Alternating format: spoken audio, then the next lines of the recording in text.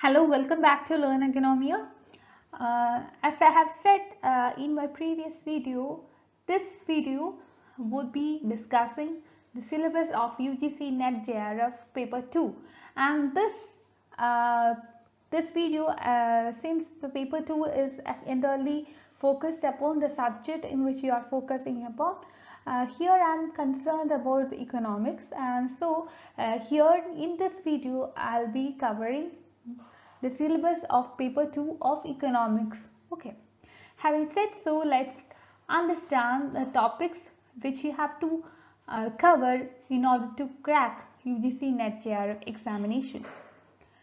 Before that, let me give you my intro. I have already given my intro in the previous video where I have discussed the syllabus of paper 1.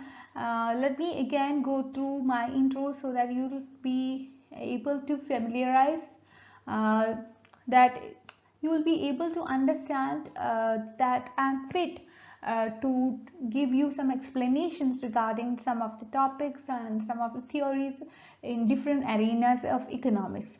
So to start with, let me tell you that right now I am the head in charge of Department of Economics in one of the reputed colleges, one of the reputed aided colleges which come under the University of Kerala, and I'm a PhD holder, and additionally you could see that I'm the first rank holder in both BA and MA Economics, and also I have qualified UGC NET examination thrice. Also you could see that I have qualified UGC JRF examination in economics twice.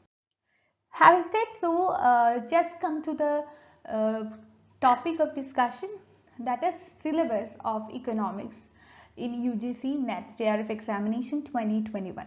You have to cover a whole lot of topics, starting with the microeconomics. You have development economics, macroeconomics, public finance, international economics, econometrics, statistics, etc.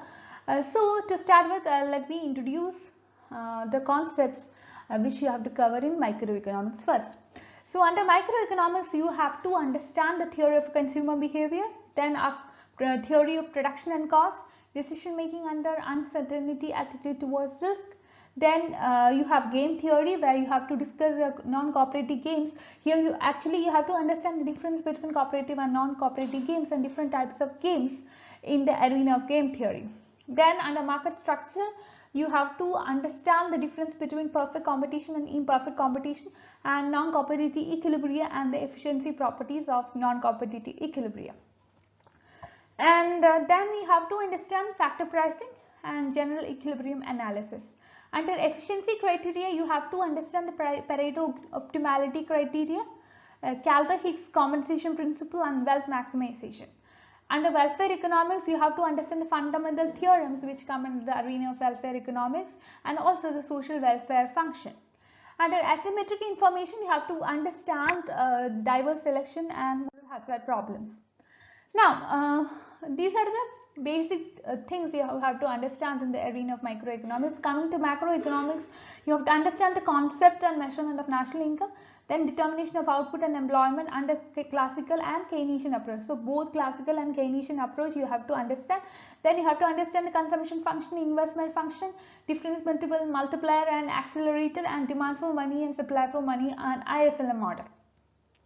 Then you have to understand the relationship of Phillips curve analysis and how it is related to inflation and all.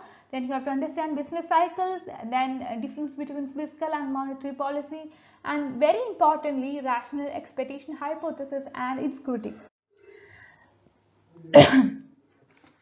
Under statistics and econometrics, you have to understand probability theory. When I say probability theory, you have to understand the basic concept of probability and different distributions and central limit theorem. Under descriptive statistics, you have to understand the different types of descriptive statistics, the measures of central tendency, dispersions, etc. Then you have to understand correlation, regression, index numbers as well. And different kinds of sampling techniques and sampling distribution should also be studied. Statistical inferences, hypothesis testing, etc. should also be discussed when you prepared for UGC NET JRF examination. Linear regression models and their properties, especially when the blue theorem. This is what you have to give focus. Then you have to understand the identification problem, simultaneous equation models, that is both recursive and non-recursive models should be understood. Then discrete choice model should be there. Then time series analysis is also there. Then coming to the mathematical economics part, you have sets, functions and continuity. You have sequence and series. Then you have to understand the differential calculus and its applications, linear algebra, metrics, vector spaces, etc.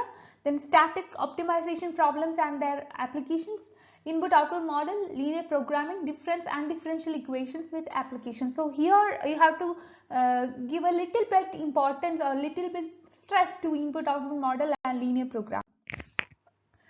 Now coming to international economics, you have to understand the international trade, basic concept and analytical tools, theories of international trade and the imperfect competition as well as perfect competition.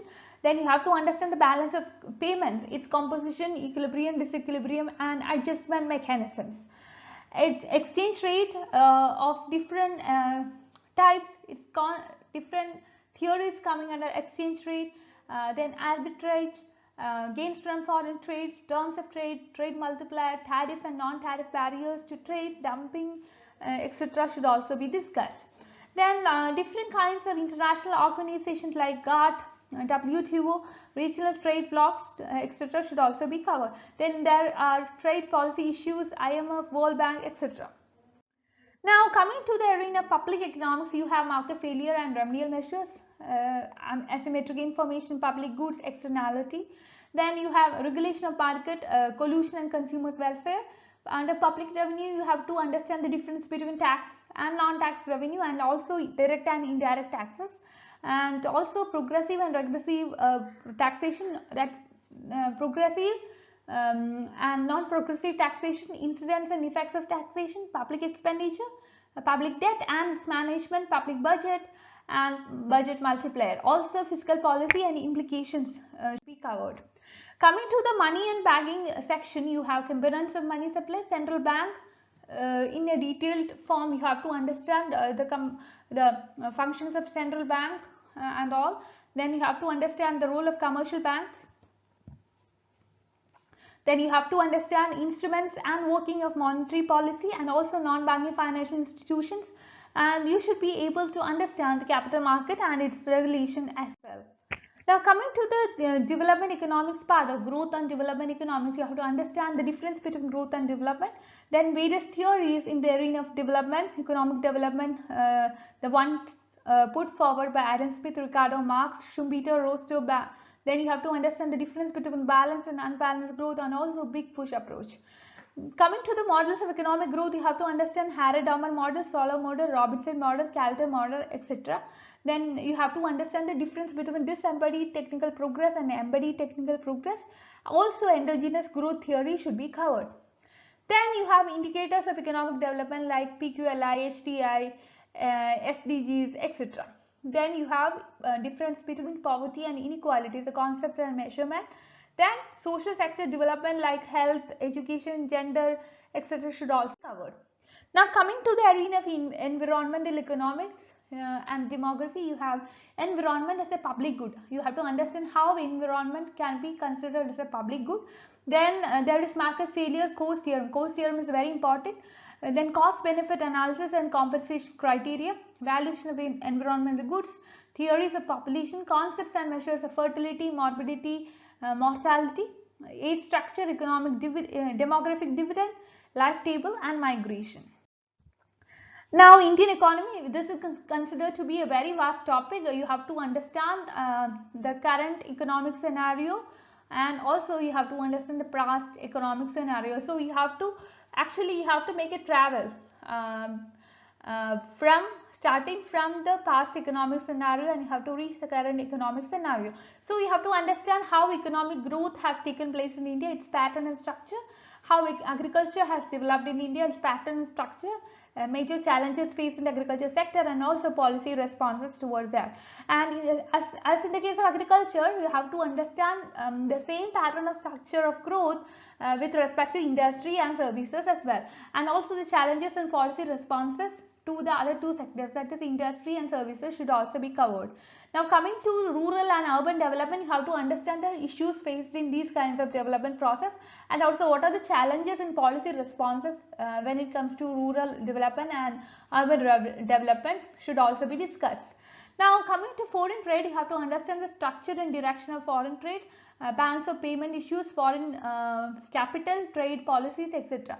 And in the case of infrastructural development, you have to understand the difference between the physical and social case, and also public-private partnership should be discussed. Also, the various kinds of land reforms, labor and capital markets should also be discussed. Also, the central state financial relations and also finance commissions of India. I mean, the various finance commissions of India, their role in the development process should also be understood. Now, Fiscal Responsibility and Budgetary Management Act (FRBM) should also be covered, and also the poverty, inequality, and unemployment or underemployment aspect should be understood.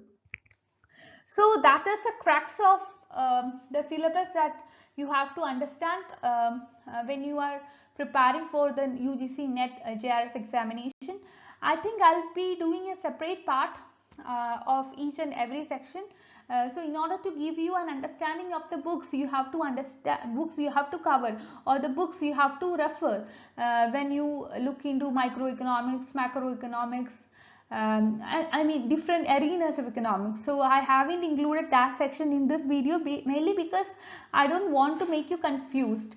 So when we deal with microeconomics part, or when we deal with a particular concept in the case of microeconomics, or when we deal with a particular concept in the arena of macroeconomics or something, we will be at the end of the video we will be giving a section which include the references, so that you can pick those books which are given in the references to understand the topic which are covered in the video in a detailed manner. Okay.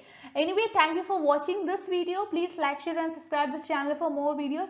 I am very happy to inform you that I have started a Telegram group as well as a Telegram channel.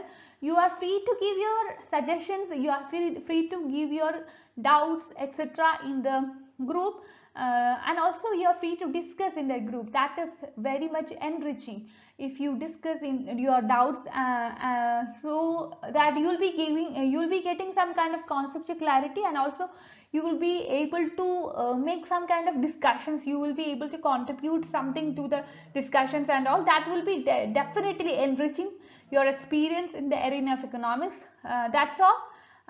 Thank you for watching this video. Please like, share and subscribe this channel for more videos.